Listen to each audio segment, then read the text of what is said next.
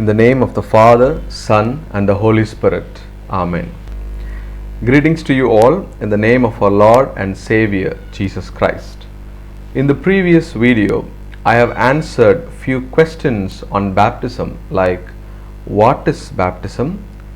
Can baptism forgive our sins? And I also brought some biblical answer to the question like, which style of baptism is valid? Immersion, pouring, or sprinkle baptism. Now, today in this video, I would like to take two more questions on baptism. Number one, is infant baptism biblical? Is infant baptism biblical? Can we baptize our children?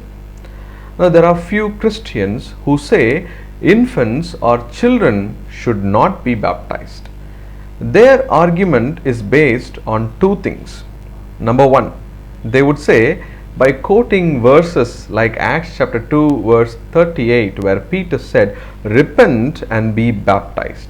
So they say children are not capable enough to believe or to repent, and therefore children should not be baptized.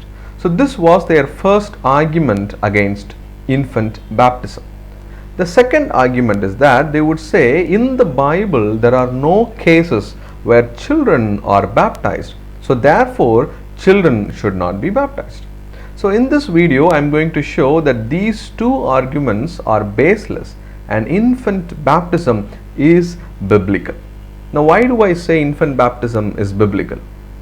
Number one, my question to those who oppose infant baptism is that, can you show a biblical verse? Can you show a verse in the Bible where it says children should not be baptized? You can't. Bible never says children should not be baptized. We don't find a single verse in the Bible which says infant baptism is wrong. But on the contrary, Jesus always spoke well about children, which we will see very shortly. The second point is that let us take the same verse from Acts chapter 2 verse 38 where Peter said, repent and be baptized. We shall take the complete verse because the verse goes on to say, repent and be baptized every one of you in the name of Jesus Christ for the forgiveness of your sins, and you will receive the gift of the Holy Spirit. So here in verse 38 it clearly says that when you repent and when you baptized, you will receive a gift, and the gift is Holy Spirit. So according to those who oppose infant baptisms, the children are not capable enough to repent or believe, and therefore they should not be baptized. So obviously it would mean that they won't receive the gift of Holy Spirit because they are just children. But in Luke chapter 1 verse 15, when it talks about John the Baptist, it says that he will be filled with the Holy Spirit even before he is born, when he is in mother's womb. You see, Holy Spirit is considered as one of the gifts when you receive or when you take baptism. But here we see that John the Baptist, was filled with Holy Spirit even before he is born, when he is in his mother's womb. So this is a classic example that God blessed the children with Holy Spirit, and children are capable enough to receive this gift from God. Now, if you see the next verse, verse 39, it says, this promise is for you and for your children and for all who are far off, for all whom the Lord our God will call. If you see the two verses, verse 38 and 39 together, it gives the meaning that Peter said, repent and be baptized, you will receive the gift of Holy Spirit, and this promise is for you and for your children. So children are always included in the promise which God gave to each one of us. The third point is that Jesus always spoke very good about children. He always used children as a good example. In Matthew chapter 18 verses 2 and 3, where Jesus called a little child to him, And he showed that child to all his disciples and said, unless you change and become like this little children, you will never enter the kingdom of God. So here Jesus said that if you want to go to kingdom of God, if you want to enter kingdom of God, you should be like this children. And today we are saying that these children are not eligible to be baptized. Whom Jesus considered as eligible to enter into the kingdom of God, today we are saying that these children are not eligible to be baptized, to be identified with Christ. So today those who oppose infant baptism are actually trying to put a barrier, or actually trying to stop children to be identified with Jesus Christ. And this is not a new problem. Even in Jesus' time, when the mothers brought their babies to Jesus, the disciples rebuked them, stopped them. But Jesus answered them immediately. In Luke chapter 18, verse 16, where Jesus said, let the little children come to me, do not stop them. Again Jesus said, for the kingdom of God belongs to such as these. So Jesus clearly said, if you want to go to kingdom of God, be like these children, and let the children come to me, do not stop them. And in baptism, what we are doing is, we are actually bringing our children to the Lord, saying that this child from this day onward will be raised in the Christian faith with God's grace. Now let me answer to the second argument. The second argument is that, is there any biblical evidence that children are baptized? Yes, we have biblical evidence for this. In Acts chapter 16, verse 15, where it talks about Lydia was converted by Paul's preaching, and that particular verse, it says, she was baptized along with her household. What do we mean by household? The word household includes everyone in the family, including the children. Again, in Acts chapter 16, verse 33, the Philippian jailer, whom Paul and Silas have converted to the faith, was baptized that night along with his household. Again, the verse, it says, he was baptized with his entire family. What do we mean by entire family? It includes the children. In 1 Corinthians chapter 1, verse 16, in his greetings to the Corinthians, Paul recalled that, I did baptize also the household of the Stephanas.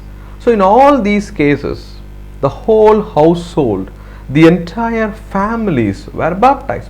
So this means more than just the spouse, the children too were baptized. Otherwise the text would have written like this, Philippian jailer and his wife were baptized. He and his wife were baptized. But it doesn't say that. It says the entire family was baptized, the whole household. So thus children are definitely included in this baptism.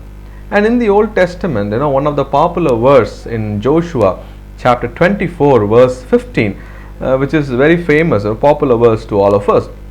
The verse says, but as for me and my house, we will serve the Lord.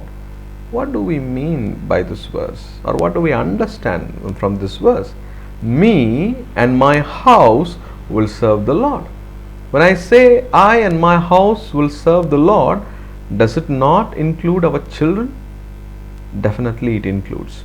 In the same way, when in the Bible verse it says the entire family or household was baptized, it definitely includes children. Again, Paul has compared baptism with circumcision. Paul says that baptism has replaced circumcision in Colossians chapter 2, verses 11 and 12. So in this passage, he refers to baptism as the circumcision of Christ, and the circumcision made without hands.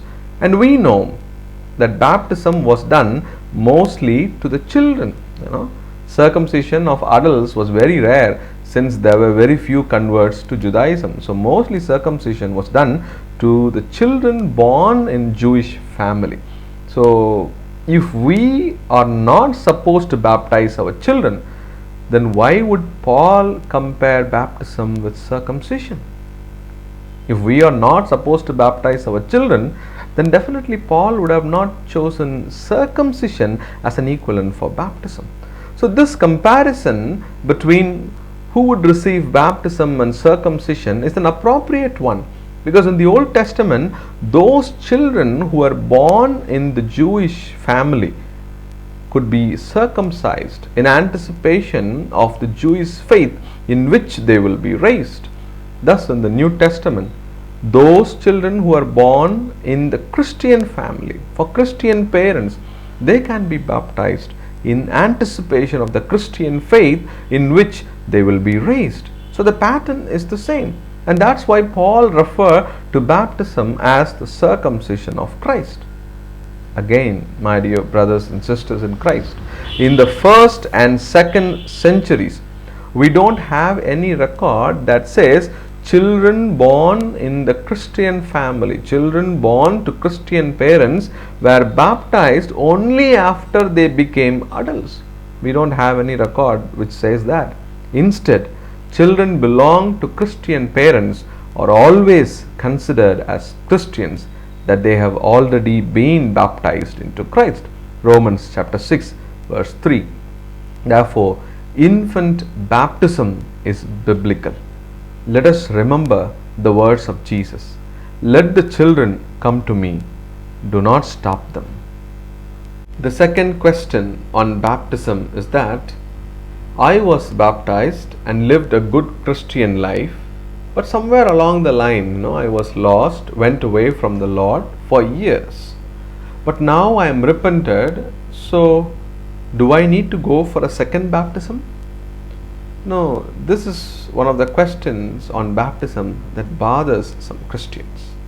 Now, the concept of second baptism is not at all there in the Bible, especially when a person was baptized in the name of the Father, Son and the Holy Spirit.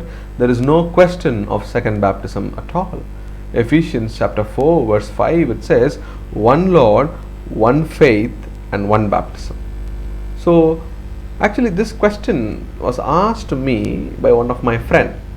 So to him I asked another question, and that was, suppose there is a husband and wife who lived happily in the beginning, and then gradually the husband started to misbehave or ill-treat his wife. He became unfaithful to her. But after a few years, the husband realized his mistakes, apologized to his wife and repented for it. Now, can they start to live as husband and wife, or do they need to marry again? Then immediately my friend said, no, they don't need to marry again. The marriage was still valid. Exactly. The marriage was still valid, because only the husband was unfaithful, but the wife remained faithful. So the marriage was valid. In the same way, our baptism was valid, because we might become unfaithful, but not our God. Thus, the sacrament of baptism is valid. There is no need for a second baptism. What is required from us is true repentance. So, my dear brothers and sisters in Christ, our inward faith is more important than any outward styles or symbols.